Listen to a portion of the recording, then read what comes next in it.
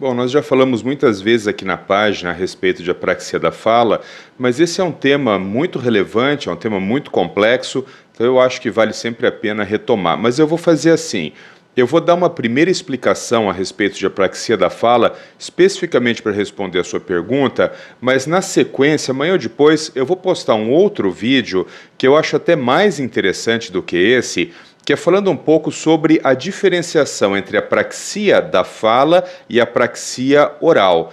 Porque eu percebo que muitas vezes esses termos eles são tratados como se fossem sinônimos e na verdade não são, né? São transtornos diferentes, são doenças diferentes. Essa diferenciação, para o leigo, ela pode parecer inexistente, pode parecer a mesma coisa, mas para um especialista na área, para um fonoaudiólogo, para alguém que trabalhe mesmo com comunicação, fala, linguagem, são coisas totalmente diferentes, inclusive a abordagem terapêutica é diferente. Mas isso eu vou deixar para um outro momento. Vamos, nesse primeiro momento, fazer uma abordagem mais geral a respeito da apraxia da fala.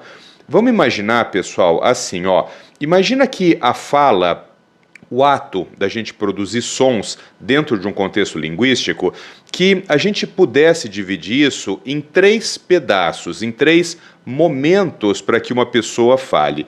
Eu gosto dessa divisão, é uma divisão que na verdade eu criei, eu tenho ela para mim assim, porque eu acho que fica fácil a gente entender os distúrbios de linguagem, os distúrbios de fala, os distúrbios de comunicação, se a gente pensar dessa forma.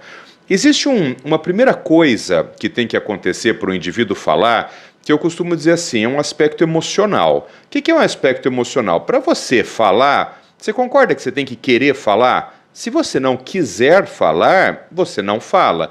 Então, a gente poderia entender que tem uma primeira coisa que tem que acontecer na fala, que é uma questão emocional. Tem uma segunda coisa que tem que acontecer na fala para que essa fala seja funcional, que é um componente que ele é muito cognitivo, ele é intelectualizado, ou seja, é o conteúdo, é o do que é que você vai falar. Porque se uma pessoa pergunta o seu nome e você responde alguma outra coisa que não é o seu nome, a sua fala, ela pode até existir, mas ela não foi funcional. Então, esse segundo aspecto, que é um aspecto mais cognitivo, diz respeito ao conteúdo, ao que é que você vai falar. E tem um terceiro pedaço, que é o pedaço mais mecânico da fala, que é a motricidade propriamente dita, que é todos esses órgãos fonoarticulatórios, eles se articularem de uma forma tal, numa sequência tal, a musculatura contrair com uma intensidade tal, numa ordem tal, que produza sons que sejam inteligíveis para o outro, porque a isso a gente vai dar o nome de fala fluente funcional.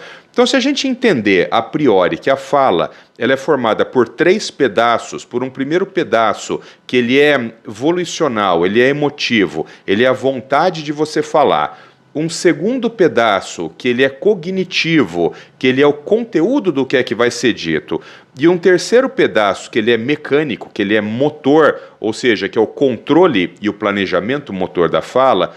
Quando a gente usa o termo apraxia de fala, a gente está dizendo que esse último fenômeno motor, o planejamento, a execução, o controle motor da fala, ele é alterado. Então, na apraxia da fala, o resto está preservado.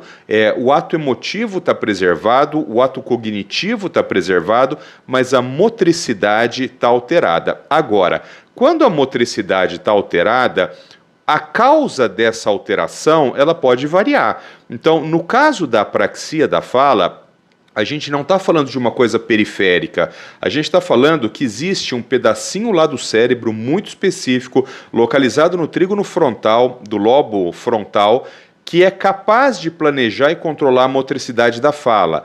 É justamente esse pedacinho que está alterado na apraxia da fala.